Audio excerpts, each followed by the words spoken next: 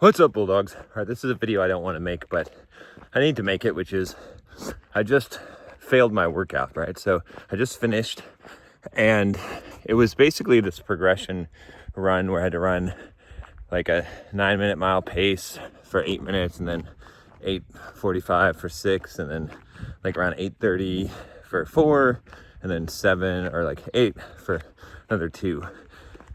And I ran the first 2 segments of it, and I just barely made it through the second segment, but I just couldn't go on.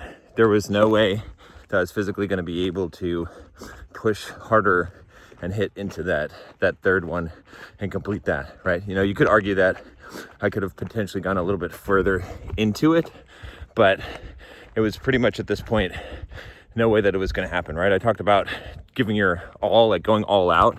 And this was me giving my all out. In fact, I didn't even really want to do this workout this morning because I knew it was going to be painful and I was going to have to give my all out and, go all in on this. And if I did that, that was going to hurt. So, but the thing about it I want to talk about is that,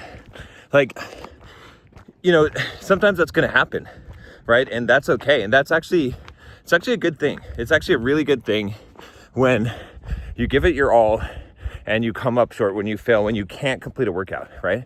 Because that means that that you pushed it as far as you could, right? Sometimes it's good to get the victory, but oftentimes it's better to get the failure. It also tells you where you're lacking, It's like, there's not a lot I can do at this point to overcome that because I am following my training plan. But, at this juncture, I could beat myself up and say, oh, you should have been able to make it. I can't believe you can't even run, 8-minute mile. Like you ran a whole half marathon below an 8-minute mile pace in the past. How can you not even hold that for 4 minutes or whatever? And I could go down that road, but the reality is it doesn't help me at all to think that way. Instead, it's better to think about, and I've talked about this concept before, but resetting the high water mark, right? So yeah, there were definitely times in my life where I was a lot more fit and was able to accomplish a lot more in terms of running. And if I compare myself back to those times, what's going to happen? I'm going to fall short. I'm going to be disappointed. I'm going to be upset with myself. And the thing is, it's not really a good comparison because we have to really compare ourselves to who we were yesterday. We have to compare ourselves to we have to see the growth that we're at right now, right? And so the way I look at this is, if you've ever been to like a lake or a dam, especially a dam where the water is held up, but they drain it at certain points, or reservoir or something like that. I'm at a reservoir right now, and if you look around, like when there's a drought, there's sort of this, you can see where the water was, and sometimes it's phenomenal. Sometimes the water has dropped like 5 feet, right? And so you can see what that high water mark is, and that high water mark, that represents the height of that body of water, like how high it was. And in your life, the high water mark represents like the best that you've been able to do. Now, if you keep on comparing yourself to the high water mark, what's going to happen? You're always going to feel like you're falling short, because the progress that you're making, like let's say that you have a downtrend, right? And you have a reset and you have to start over. That progress that you're going to be making is always going to feel like you're in debt, right? Same thing as if you've ever gambled and lost a lot of money, and then you're making this bargain, you're praying to God just to get back to even. That's what you're trying to do. And what happens when you try to get back to even, right? You go further in debt. And that's the same thing that happens here, because when you're comparing yourself to that high water mark, you're trying to get back to even, right? And when you keep on trying to get back to even, what is it going to do to your spirit? What's it going to do to your soul? It's going to bring it down. It's going to bring you down. It's going to make you feel bad about yourself, which is not going to help you to get to where you want to go, right? And so instead, what I suggest that you do is you reset the high water mark, right? So now wherever that lake bed is now, that's the new high water mark. And anything above that is a win, right? And so if and we've all experienced this from time to time, where we've had sort of an upset and we weren't as good as we used to be.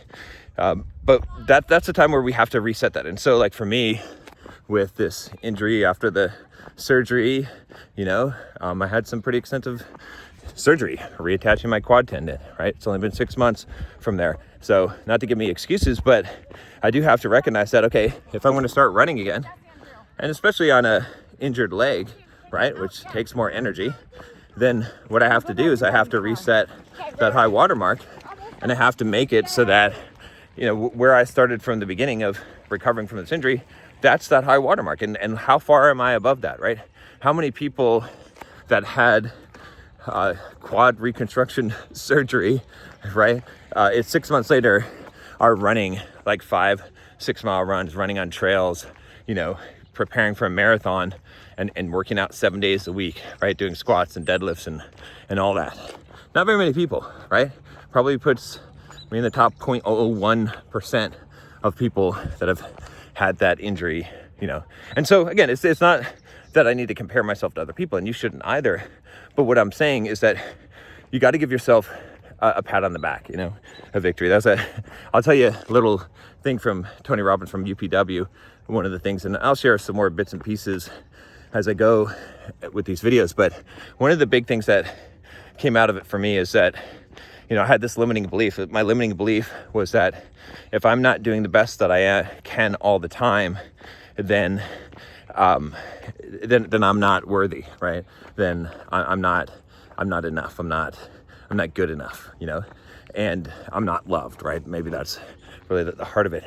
And I had to really shake that limiting belief to realize that, no, that's not true, right? Like, I had to realize that a lot of what's been kind of bringing me down over the last couple of years has been trying to hold up to this, really comparing the high watermark of where I was, you know what I mean? As much as I don't want to do that. And what you're doing when you're doing that is you're not congratulating yourself. You're not giving yourself the pat on the back. You're not taking pride in what you already did, right? And so if I was, all the time comparing myself to the peak and saying, oh, you're not where you were when you're at this peak, then I'm not really giving myself credit for all the things I've done, right? I've done a lot of stuff in my life, became a multimillionaire at 33 years old, run multiple marathons, 7 marathons, ran an ultra marathon, published 2 best-selling books, did over $1 million of coaching, got to open NASDAQ, it's a lot of stuff, right? My game and success with that, and there's a lot of stuff I could list for a very long time, all the things I've done, and it's not to brag about it at all. It's just that I don't give myself credit for it, right? You've heard me say that, when you wake up in the morning, you're a piece of shit. You start at 0, and there's truth to that too. I don't want to say, oh, that was wrong, because no, that's true. You can't think that you can rest on your laurels. You can't think that all this stuff that you did in the past is going to, it negates that you're just at this high level, and so you don't have to do more. You got to think as you're starting over every single day. You got to earn your, pay your dues every single day. That's true. But at the same time, if you don't give yourself credit for what you have done in the past, then it's never worth it, right? Then all these accomplishments, all these things that you do, it's for what? It's just to go on to the next one and never appreciate what you have, right? And so that's the thing that I realized about myself, was that I kept on, beating myself up and not ever giving myself the satisfaction of a job well done on the work that I had done in the past, because it's a lot, right? My body of work is very large. I've changed, probably tens or hundreds of thousands of people's lives through what I've created, and even with the new business I'm starting now. I mean, I literally started a new business, 4 months ago, without using my existing audience, right? Just from scratch, just completely using Facebook ads basically. And, I've made $200 something thousand in that business year to date in 4 months, 5 months time. That's a pretty huge accomplishment, so, but I keep on saying, oh, well, your sales skills aren't where they need to be. Oh yeah, but I didn't know anything about sales 4 or 5 months ago, and now I'm closing higher than probably 80% of sales people that have been doing this for 10, 20 years. So that's good. Again, it's not to brag, but it's it's just to say that if you don't celebrate your wins and your successes and give yourself credit, and you're just looking for credit from everyone else, and that was also a big thing that I was doing, was, I would complain to my wife sometimes and be like, hey, like all these other people on the internet, they're like, man, John is the man. Like, he changed my life. He's so wise. He does all these things. He's so cool. They'll pay me $1,500 an hour to give them coaching. And it's like, but I feel like you don't even really recognize all this stuff. And there's, some truth to the fact that the people around you that know you the best, they don't always see how, they might take you for granted in some way to a degree, but that wasn't the real fundamental truth. The real fundamental truth, the real problem, was that I wasn't recognizing myself. I wasn't giving myself the recognition, because, true or false, no matter how much recognition someone else gives you, the external world gives you, that what you could call external validation, even if it's someone close to you, it'll never be enough, right? If you've ever been down that path, a lot of guys I help with game and pickup, and they get success, they find out over time that external validation is never going to be enough, And so the thing I had to realize about myself was that the real problem was not that other people weren't giving me the credit that I deserved. It was that I wasn't giving myself the credit that I deserved. Because at the end of the day, whose opinion counts, whose opinion matters the most, right? It's ours. And so if you can't give yourself the credit that you deserve, and again, I'm not saying, go out of your way, break your arm, patting yourself on the back, babying yourself for stuff you didn't really earn. I'm not saying that. I'm not saying to make up a bunch of stuff and give yourself a bunch of blow smoke up your own ass. That's not what I'm saying at all. But what I am saying is that the work that you put in and the accomplishments that you've had, even if they're small, that's the other thing. It's like, look, I came out here and I did the workout to the best of my ability today. Okay. Now, like, am I a little bit upset that it didn't go as well as I want it to, or that I wasn't as far along as I wanted? Yeah, sure. But just coming out here and doing the work, just giving it my all, that's huge. Most people aren't going to do that. Most people won't do that every day. Like, have I missed a workout? No. I'm going to show up and we do the best I can. Even when I get on those sales calls, man, every time I'm getting on a sales call with someone, I'm trying to help them, right? I'm trying as hard as I can to help them to make a decision that's going to positively change their life. Because I have done it myself. I've coached so many guys and helped them to build their businesses, quit their jobs, get better paying jobs, like completely change their lives, right? That I'm doing them a big disservice if I don't do all I can to help get them started, get them enrolled, right? But the fact is that I'm not going to be able to get every single person to buy, and that's okay. But what is important is that I've showed up and I've done the work, right? And again, no matter how many times you fail, if you're constantly showing up and you're constantly doing the work and you're constantly putting in the maximal effort that you can, then you've made progress, even though it might not feel like it, because that's going to add up over time. Because true or false, again, most people are not willing to do that. Most people aren't willing to put in the consistent effort, show up every day and give it their all, right? That's true, that most people won't do that. And so if you're the kind of person that does the opposite of what most people do, you're going to get the opposite results of what most people get. And most people get mediocre results in life because they're not willing to push hard enough to actually get to a point of failure. But if you are willing to do that, then your life will be different than theirs, right? And so that's the thing.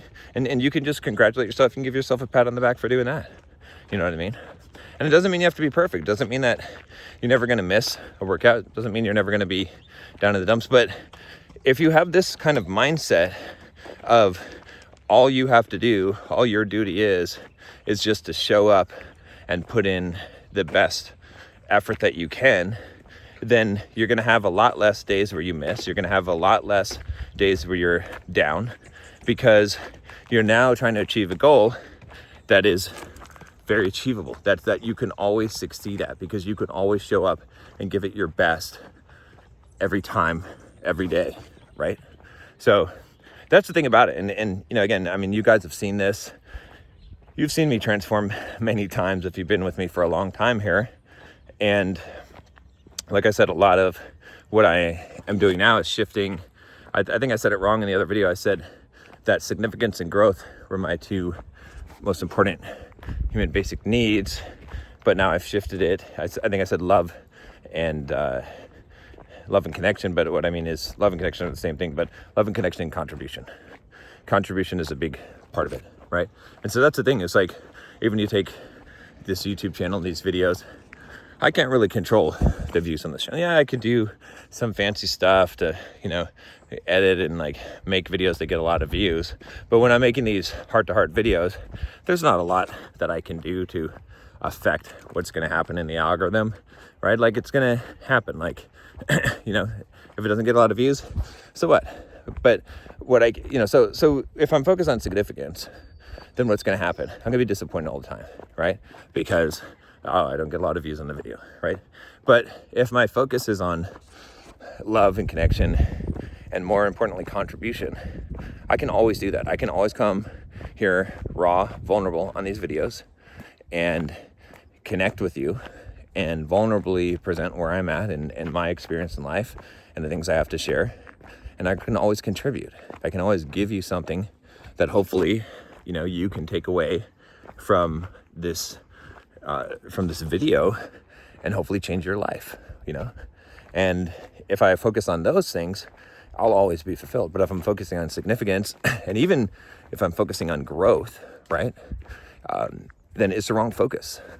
Because focusing on those things, there's a lot of ways to be set back. I can't necessarily guarantee that those things are going to happen in the way that I want them every single time. But I can always give my best, do my best, give of myself. And the thing about that is that everything sort of takes care of itself when you're doing that, right? That's the powerful thing to understand about life. So I know this is a little bit of a longer one, but appreciate you guys that are watching these videos, and I hope you're getting value out of it. My intention was not to keep on making videos on the Bulldog Mindset channel, but it's kind of like, and I've always succeeded best when I have nothing to lose. I got nothing to lose here because I'm not trying to do anything.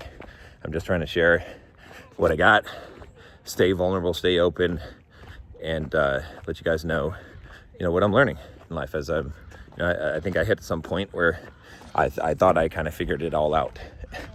And I figured out a lot of things. Don't get me wrong. Like, I'm not going to discount all the wisdom that I've gained over the years, but I still got a lot to go, and that's a good thing. It's not a bad thing. It's a very, very good thing, because, life kind of feels like, what's the point of living it anymore when you're at the top, when you've already done all the things and figured out all the things, and that's a bad place to be. That's when you set yourself up for fall, right? So, moral of the story, if you can take something from this video, is reset the high watermark. Your job is just to show up. It's just to do the best that you can every single day. It's not, you're not in charge of the results. You don't control the results. Results come from a byproduct of continually showing up and doing the work, right? And giving your all. And you can always do that. There's nothing that ever stops you. So if your criteria for success in life is I show up and I do the work and I give my all and I vulnerably share what I have with the world and myself and give my gift, if that is your criteria for success in life, you could be successful and you can be fulfilled every single day of your life. And that's what I needed to learn, and that's what I'm sharing with you now.